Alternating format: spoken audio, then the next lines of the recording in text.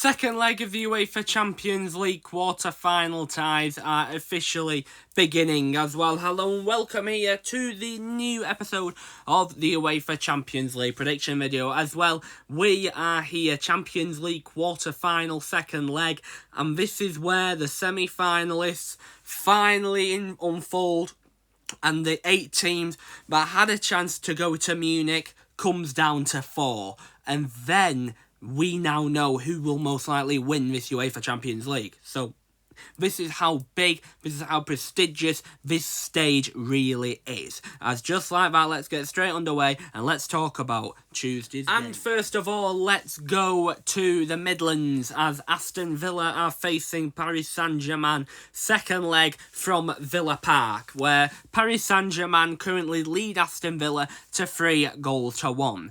This game, I believe PSG will be the firm favourites, especially because of that late goal from Nuno Mendes. That certainly brought, it brought a bit of for Villa fans, because they knew 2-1, they were still in the game. 3-1, not quite, as Paris Saint-Germain are one of the best teams in the world. That is how they are. Paris Saint-Germain recently are one of the best teams in the world, and I think it will be a little bit too much for Aston Villa. Aston Villa still have quality, they've still got depth, and they've got a lot of squad rotation, especially up front. But Paris Saint-Germain, going forward, they are the best team in the world. They are, for me, the best team to watch. They are really entertaining to watch, Paris Saint-Germain. You will never be bored watching a Paris Saint-Germain game. If you are a neutral fan, support Paris Saint-Germain, because you will fall in love with how they play football. How they and Luis Enrique have a connection to the team and just play like that. Because the main players, obviously, Kvaratskhelia, Desiree Doué, are showing glimmers for Paris Saint-Germain. And they are glimmers that not a lot of Paris fans would have thought at the start of the league phase. Let me tell you that now. And, I just think overall, there is something that is happening in Paris, and it could end up being magical. However, we're not in Paris, we're in Birmingham. Aston Villa still have a good team. Obviously, they've got the likes of Ollie Watkins, Marcus Rashford, who did cause a little bit of a threat against PSG. John McGinn, he scored the goal in the back. No, he assisted the goal to Morgan Rogers at the Bac de Pons. So, it will be tough. But I am going to say Paris Saint-Germain will win this one. Paris Saint-Germain are too strong for Aston Villa. Villa will try, but I just don't think. I think PSG are just too good. The last time PSG obviously did go to England, they lost 2-0 to Arsenal, so they know what it is like to play on English soil. They've not had a good rep on it recently, but I just think this time PSG will have the better out of Aston Villa. I'm going to say it will be a 2-1 Paris Saint-Germain win. I said 2-1 last time out, but I think this game would be 2-1. The thing is, what will happen, Aston Villa, they have to attack. No matter what, they will have to attack. And I have a feeling when they attack, PSG will exploit Aston Villa, and I think PSG will go on the counter-attack and score a couple of goals. That is why I'm going to say PSG will win this one by 2-1 and advance to the semi-finals of the UEFA Champions League, just like what they did last season. Then the next place we are going to go will be the Signal Iduna Park, where Borussia Dortmund face an almost impossible task facing against Barcelona. The reason why is because Barcelona are 4-0 up on aggregate. It has happened before. But this Barcelona side is different gravy this year. They're a different breed of the Blaugrana. Barcelona are a type of team that do okay, but they usually struggle at some parts. This is a completely different Barcelona side. And this is a Barcelona side that can come at you at full force. Or they can come at you at full force. They don't even have to come at you sometimes and win the game. Because it's how good and clinical Barcelona are. Now, Barcelona have played Borussia Dortmund this season at the Signal Iduna Park. They did win by 3-2, and that was only thanks to a Ferran Torres 85th minute winner. But it was a strange game, because it was like a bit of in-out type of game. Dortmund, especially in the last 5 minutes, Dortmund had chances, Barcelona had chances. Dortmund had chances, Barcelona had chances. So we know here at this stadium, there's a lot of goals scored. There are a lot of goals scored in this one. Obviously, Borussia Dortmund, Sergio Girassi was the person who scored 2 goals that game against Barcelona. He did do okay in the Klassiker. He obviously was part of the Dortmund side. They did draw 2-2 to Bayern Munich, which will be a confidence booster heading into this one, with a goal, I think, from 2 defenders, I believe, what Dortmund scored. It was from Vladimir Anton and Maximilian Bayer, actually. Maximilian Bayer, the striker. So that creates a bit of, well, they've got a bit of confidence in the team. Not as much as how Barcelona do, obviously, don't get me wrong, but they still have confidence. They still will have confidence into this one. So, Dortmund, they will give Barcelona a threat. I think they will give them a threat. I know what Dortmund are like. They can score out of nowhere, Dortmund, and that is a good thing what Die Schwarz-Gelben have. They can score they can score at will. That is what you want from a team. So, for this prediction, I think it will be a toughie. It will be a toughie, but I'm going to say it will be 2-2 draw. I think it will be a 2-2 draw here. It's the Signal Iduna Park. Dortmund don't often lose here. They don't often lose at the Signal Iduna Park. I think they are undefeated this season at the Signal Iduna Park in the Champions League, obviously barring from that 3-2 loss to Barcelona. So, that is why I think Dortmund won't lose this game. I don't think they will lose this game, but I think Barcelona can just sit in comfortably. I think they can sit comfortably because I think they know they have 1 foot in the Champions League next round. So I think a 2-2 draw will probably be the best case scenario for the overall match. But on aggregate, that would mean 6-2, Barcelona, La Blaugrana, advance to the semi-finals.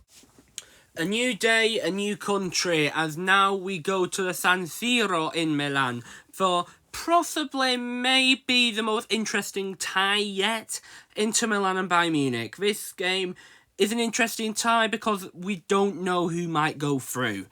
Inter Milan, massive win for them, beating Bayern Munich by 2-1. And guess who predicted it? God old me, didn't I? I predicted that Inter Milan would win by 2-1. So, at the end of the day, I said I'd made some bad predictions. I've made some good predictions. That was a bloody good prediction. 2-1. I will take that prediction. And I think Inter Milan will too, as they have the game at the San Siro. And Inter Milan rarely lose.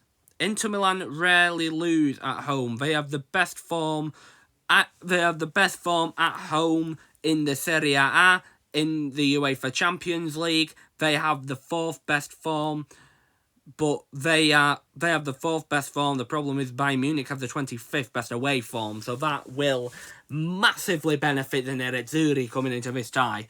So, yeah, basically Inter Milan, 2 goals from Davide Fratesi, a goal from Davide Fratesi and Lautaro Martinez. What a finish that was by Lautaro Martinez, by the way. That was an absolute stunner of a goal. And, well, that is what we needed. Thomas Müller obviously came and equalised on the day. Well, it was the game before it was the game after he said he would be leaving Bayern Munich after 25 years. So that was a very poetic way for him to score. And then Davide Fratesi just basically shut up everyone and thought, do you know what, I'm going to go and score this. And I did. And it was a spitting image of the goal they scored in 2010 against Bayern Munich. How they went, cut inside, passed it, when the goalkeeper on the other side, boom, strike it, goal. And it was the exact spitting image as that one. So I'm sure a lot of Inter fans will be happy with that. So this will be, I think, Inter Milan, if Inter Milan can defend and if Inter Milan can play the same way as they did do against Bayern Munich, they will go through.